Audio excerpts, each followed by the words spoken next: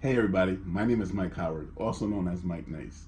And before I continue on with this video, I want to make something crystal clear. That this video isn't about telling anybody out there not to watch ESPN ever again. I'm not telling anybody to protest or boycott ESPN or Sports Center or First Take or any of the ESPN shows. In fact, I watch ESPN every single day religiously, and I'm going to continue to watch ESPN religiously this day forward. But I had a unique situation with them. I made history. And then all of a sudden, out of the blue, I was banned from ESPN. So this video is really sharing my frustrations, my side, and I would love to get your thoughts in the comments as well. You don't have to subscribe, you don't have to like, you don't have to do any of that if you don't want to. So 3 years ago, I embarked on this journey and I created this project called The Sport of Reporting, a series of interviews I conducted with some of today's top sports journalists, sports reporters, sports hosts, sports anchors, sports broadcasters, sports analysts that we see on TV. Because I feel as a fan, we are so fortunate to have great sports journalists, sports reporters covering today's top sports stories, interviewing our favorite athletes, interviewing our favorite sports teams, GMs, but we hardly ever see them being interviewed. We don't see them being on the other side of the playing field. And this project really allowed me to get in depth with some of today's top sports journalists, reporters, and really have a one-on-one conversation about what made them get into the sports field, right? What sports stories is their favorite? If they have to debate any of their colleagues, which colleague would they want to debate? Questions like that. How do they get the access in the locker room before and after games? Things like that.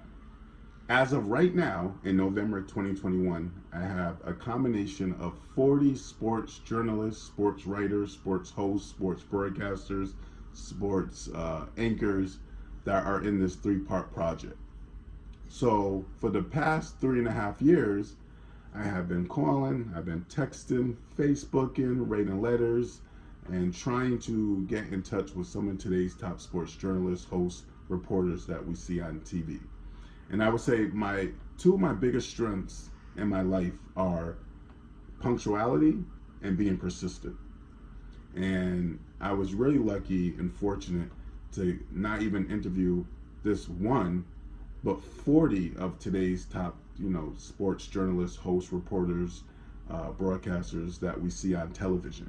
So I would email them, I would call them, I would text them, and I would say, hey, my name is Mike Howard. I am creating this project called The Sport of Reporting. It's a three-part project, and I would love to have you to be in this project. I would love to interview you. And I would call the Connecticut headquarters of ESPN in Bristol, because I'm from New Haven. And I would call them and I would say, hey, I'm trying to reach Stephen A. Smith, or I'm trying to reach Molly Kerm, or Mike Golick, or whomever. And most of the time they would connect me to their extension, or they would connect me to their publicist. And I would leave a voice message, or I would speak to their publicist and I would say, hey, again, this is Mike. I'm trying to interview so-and-so for my sport reporting project. I would be honored. I would love to interview, whether it's a FaceTime or in person, for 10, 15 minutes. So I would do that for the past 3.5 years. No problems. I would be professional. I wouldn't be disrespectful. If they would say no, I would move on to the next person. Or if they would say, call back in a few months or a few weeks, I'm really persistent, so I would do that. So it was no issue, no problem. So in April of this year, I posted part one of the project, The Sport of Reporting Part 1, on my YouTube channel. And it came out April 26th, and I didn't get that many views. I was really disappointed because I worked really hard and diligently on this project. And again, this project really has never been done before, if you think about it. So I posted it live. I had maybe like 40, 50 people watching it live. And then now I probably have a couple of hundred views watching the project, or who have watched the project. So nothing astronomical. I was disappointed because I thought I was going to reach, hundreds or maybe thousands of people, especially sports fans, because this was a unique take on sports journalism. And I have my master's in journalism, broadcast media. But life goes on, and I'm currently working on part 2 of the project called The Sport of Reporting Part 2, on to the next one, which is going to be 10 times better than part one, and should be out by the end of next year, 2022. So in June, I get a phone call from the ESPN security headquarters saying, you have to stop calling, you can't interview anybody. ESPN is no longer going to support you with your interviewing or your project. And I was like, really? For real? Because, the past 3 years, I would interview Stephen A. Smith, Molly Kerm, Lisa Salters, Mike Gollett, like the whole nine. And each interview I did, there was no indication whatsoever of ESPN ever reaching out to me or calling me or, telling me I had to stop. So for 3.5 years, I was fortunate and I was able to interview some of the ESPN on-air talents who allowed me to interview them. And now I have to stop, right? So, I was a little bit confused and frustrated by that, especially because I know ESPN is known to have a lot of sports segments about, following your dreams, follow your footsteps, never give up, and this is my passion, this is my dream. I want to be one of the greatest interviewers/producers of all time, right? So I was really shocked that in June they called me and said, okay, you have to stop with this, or ESPN doesn't want any part of this, right? So I was disappointed.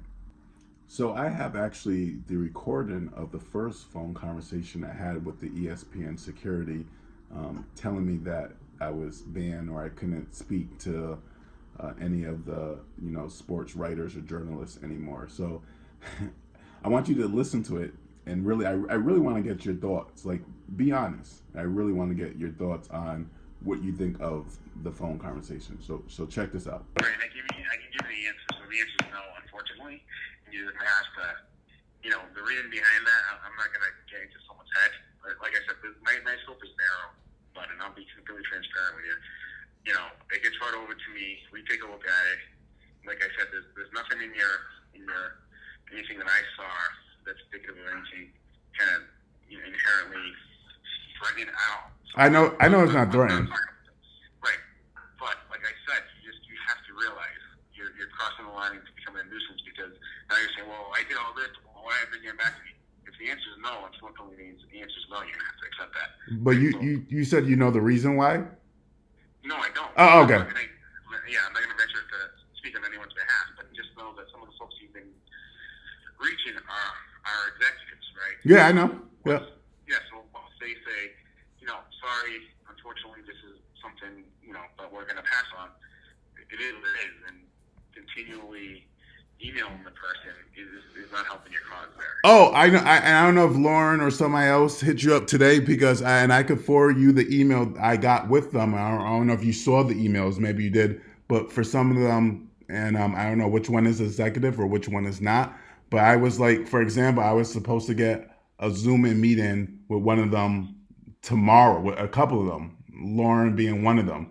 So I'm just also confused because I have been in constant contact with some of them, and they have said, you know what, we'll do this, we'll do a meeting, we'll do this. So it's not just me hitting everybody up for like the past year or so, and then everybody's saying no. It's me being consistent, and then there's some of them saying, okay, let's try to do this.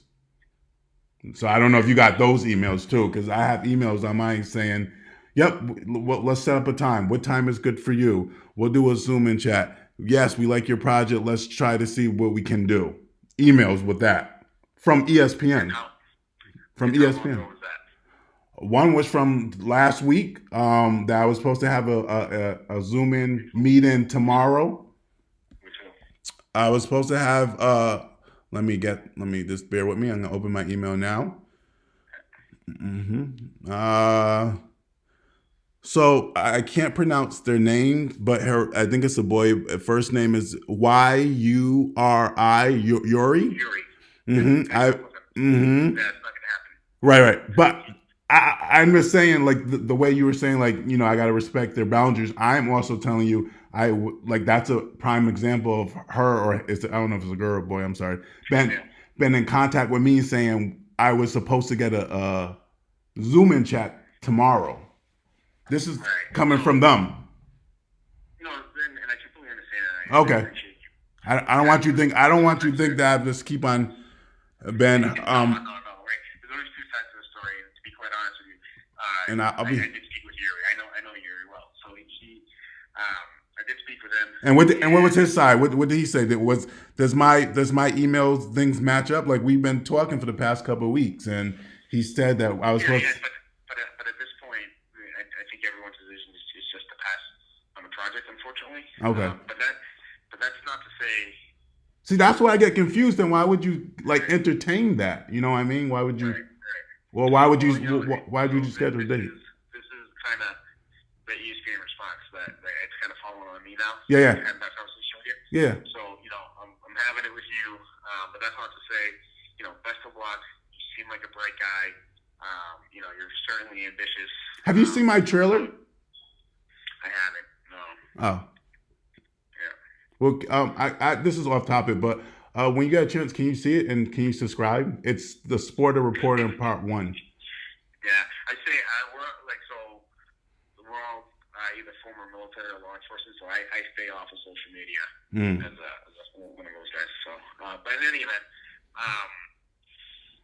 happy we connected. I really appreciate you taking the time to call me. This is my cell phone number. Yep, I know. Contact me, okay? But I'm gonna formally request that you cease all contact, whether it's Yuri, Laura, Anna, Negron, whoever it is that you've been trying to email. I know you said you sat down with some of our talent. Again, if you think it's a bright idea, hey, maybe I'll reach back out to them. Comes across my desk again, we're gonna have this conversation again. And like I said, you seem like a very nice guy, ambitious guy to understand that you just need to cease that contact now that it's formally been brought to my attention. Okay. All right. So hopefully we'll have this conversation again. Best of luck to you. I hope everything works well, and I'm sure you have a bright future in whatever your endeavors are. Unfortunately, at this moment in time, it's just not with ESPN. Okay. All right. Thank you, sir. Bye-bye. And just to remind you, again, this video is not about telling anybody out there not to watch ESPN ever again, not to boycott or, protest any of the ESPN channels. Not saying that at all. Because again, I love ESPN and I'm going to continue watching ESPN. I just had a very unique situation with them. But that was the phone conversation. So, what do you think about it? What are your thoughts about it? Right? So, when you want to be great at something, when you want to be one of the best, there's going to be a time and a place where you're going to have to just say, I don't care what people say. Or if they say, no, you can't do it, I'm going to do it regardless. So my 15 years of experience in interviewing and producing my own shows and conducting these interviews, I have to think like that, right? This is a project that's very unique, that has never been done before. And I've been working, or I've been, occasionally over the past 3.5 years, I've been associated with ESPN interviewing some of their on-air talents. Now they're telling me, no, I have to stop for no reason. So when I got that phone conversation, me being hard-headed and stubborn, I didn't care. And I kept emailing and I kept calling saying, hey, can I interview so-and-so? Like I did. Call me crazy. But I guess being one of the greatest, you have to sometimes be insane and you have to be crazy. But I did. That phone conversation, within maybe a few days or a week later, I went on still, because, it's a 3-part project. So I'm still trying to get as much, sports reporters, anchors, writers that I can. So I did. So after that phone conversation, I still was able to interview 3 more on-air personalities from ESPN. 3. And I'm not going to say their names because I really don't want to throw them under the bus and I don't want them to get in trouble.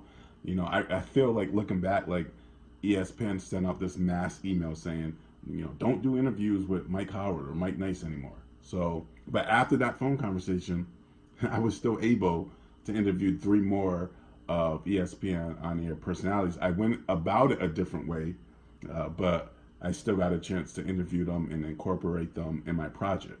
But then in September of this year, 2021, I got another phone call from the same guy from the same headquarters of ESPN Security saying, Michael, what are you doing? we told you you can't contact ESPN anymore. They don't want to support your project, whatever, blah, blah, blah. And I was telling them, well, I didn't contact ESPN. I contact directly through the person who I wanted to interview, right? Now, some of the emails that I was attached to have the same ESPN email. So if I email somebody and their email ended with an ESPN.com, then I guess ESPN, they saw that I was still trying to go after that person, that anchor, that host. So they called me again in September, a few months ago, saying, Michael, you have to stop, or we're going to really have to bring the authorities into it. You're banned. They don't want you. Things like that. Just like that. I don't have the recording for this one because they called me when I was on my lunch break, and I didn't. They really caught me off guard. So, and I was hurt. So they said, Michael, enough is enough. You got to stop. So that's my ESPN story. That's my saga, and just a little bit disappointed how it ended. I have enough content and exclusive interviews to produce and direct part 2 and part 3, which I'm going to. I'm so excited because the end of next year, part 2 should be all finished. I'm just, disappointed because when you want to be when you want to be one of the best at something, don't let anybody tell you that's enough, right? That was one of the conversations we had the second time I spoke to the security guard from ESPN. He said, oh, well, you have enough interviews. No, I don't. And who determines that? Not you, right? So, don't let anybody say, oh, that's enough, or give you a limit, that's your limit. 6 is your limit. No, when you're the best, when you want to be great at something, go for it. The more interviews means the better the project, the better the story. So, yeah, I have 20 interviews from ESPN on-air personalities, but why not get 25? Why not get 26? Why not get 30? Right? So, a little bit disappointed, but I'm lucky, bittersweet, that, I got a chance to interview some of these personalities from ESPN. And I will say this, ESPN is the only network that says I have to stop or I can't, reach out to the sports journalists and reporters. Fox Sports, CBS, NBA TV, all the other networks that I've been working with have not said no at all. Again, been truly professional, been respectful. I know my boundaries. So it came out of left field when ESPN told me to stop. Am I going to stop with ESPN reaching out to, the on-air personalities? Yes. I think, I have to now. But it's bittersweet because I was lucky and fortunate to get this opportunity. You will see a lot of these exclusive interviews throughout the part 2 and part 3 over the years. So please, that's something to look forward to. Not for nothing, I believe I have the world's record for the most interviews for former and current ESPN on-air personalities. Like, that's a big deal, right? So, what do you guys think about my situation? Am I wrong? Are they wrong? Are we both wrong? You can catch part 1 of the sport reporting on my YouTube channel right now. Watch the full project, and you can watch different clips and highlights of your favorite sports on-air personalities from ESPN. Thank you so much for listening. I would love to hear your thoughts. Again, the sport of reporting part 2, on to the next one, will be hopefully finished by the end of next year, 2022. Thank you for listening. Never give up on your dream. Don't let anybody discourage you, and be the best that you can be.